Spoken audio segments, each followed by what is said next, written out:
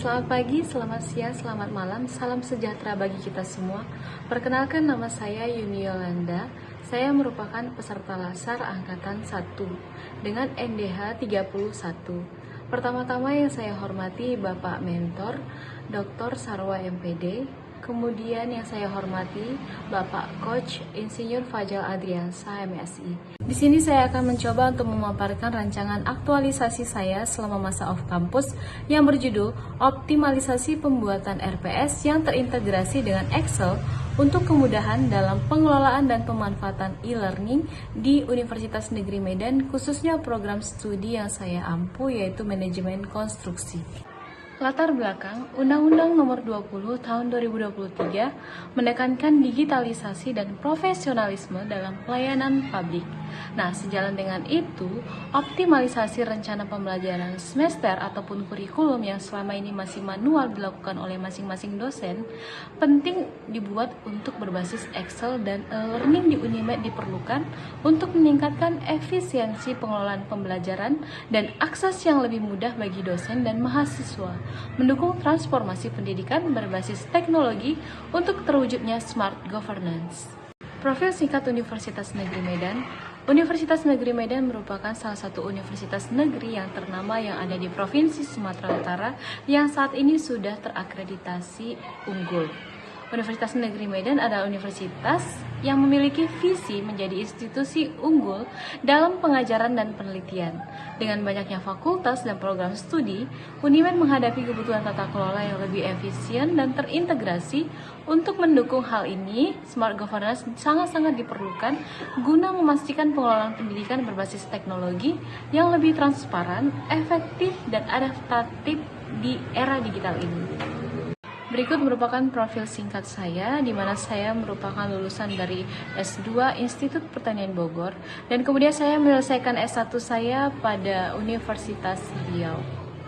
Nah, baik Bapak Ibu, di sini saya menggunakan analisis hierarki proses di dalam saya mencari core isu yang layak untuk menciptakan smart governance yang ada di Universitas Negeri Medan.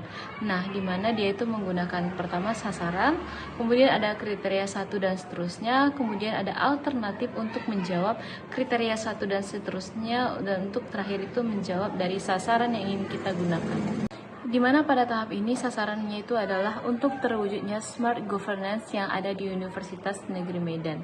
Oleh sebab itu, nanti kita akan membandingkan, memberikan kuesioner, bertanya di kriterianya ini akan diisi oleh nilai-nilai dasar berakhlak bagi ASN.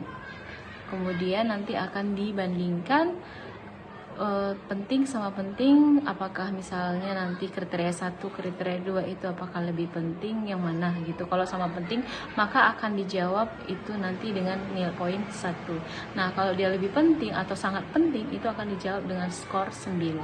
Bisa dilihat pada tabel berikut. Nah, seperti yang sudah saya jelaskan tadi, bahwa sasaran saya kali ini yaitu terwujudnya manajemen smart governance kampus ataupun program studi, di mana kriteria 1 dan seterusnya itu saya isi dengan nilai-nilai berakhlak, yaitu pertama, berorientasi pelayanan, kemudian akuntabel, kemudian kompeten, kemudian harmonis, kemudian loyal dan ada adaptif, dan terakhir itu kolaboratif.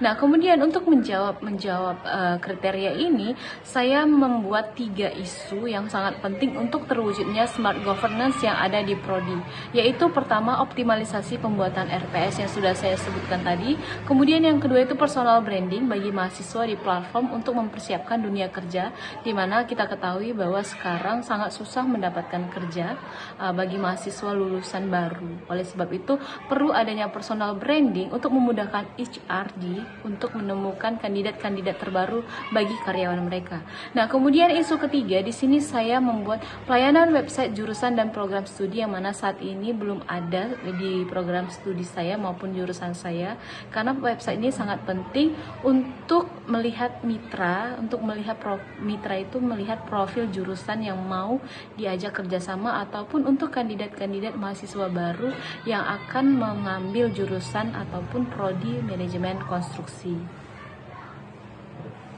Nah, setelah diberikan kuesioner, kemudian saya memberikan terhadap 20 responden, yaitu rekan dosen, kemudian saya juga memberikan kepada tendik, dan kemudian saya berikan kuesioner kepada mahasiswa. Didapatlah analisis hierarki proses sebagai berikut, di mana untuk terwujudnya Smart Governance Campus, yang paling penting itu adalah berorientasi pelayanan, kemudian kedua akuntabel, kemudian kompeten, kemudian kolaboratif, kemudian adaptif, harmonis, dan terakhir itu adalah loyal. Kemudian untuk hasil core issue yang didapat berdasarkan hasil kuesioner, yang pertama adalah optimalisasi pembuatan RPS yang menjadi judul saya saat ini, kemudian pelayanan website jurusan, dan terakhir itu ada di peringkat personal branding bagi mahasiswa di platform digital. Adapun rancangan kegiatan aktualisasi ini nanti yang pertama adalah melaksanakan FGD Forum Group Discussion, yaitu pada tanggal 6 sampai 9 September. Tahap-tahap kegiatannya ada pada tabel yang sudah saya paparkan sebagai berikut. Nah, kemudian kegiatan kedua saya akan mencari literasi terkait pengelolaan RPS dan di e-learning. Nah, ini akan saya lakukan pada 10 hingga 13 September 2024. Kemudian kegiatan yang ketiga, saya akan menyusun template RPS terintegrasi Excel, dan ini membutuhkan sedikit lebih banyak waktu, yaitu pada 14 hingga 22 September 2024. Nah, kemudian keempat, saya akan melaksanakan workshop pembuatan RPS digital terintegrasi. Itu akan dilaksanakan antara rentang waktu 25 September hingga 1 Oktober 2024.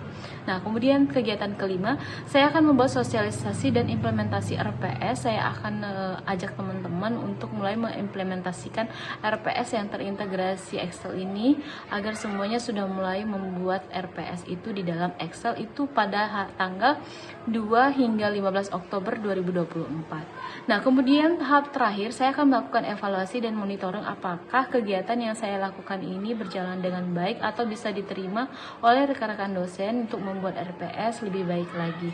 Nah, ini rentang waktunya itu pada 16 hingga 25 Oktober. Nah, berikut merupakan matriks rencana kegiatan aktualisasi yang akan saya laksanakan.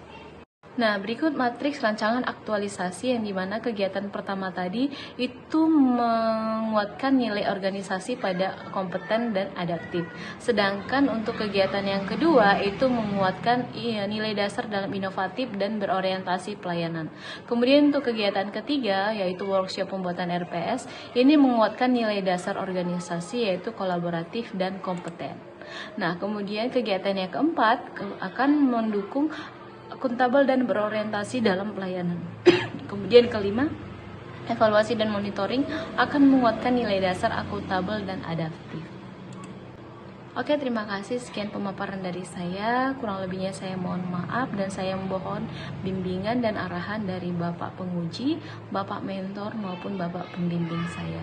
Sekian presentasi dari saya ucapkan selamat pagi, selamat siang, dan selamat malam. Salam sejahtera kembali bagi kita semua.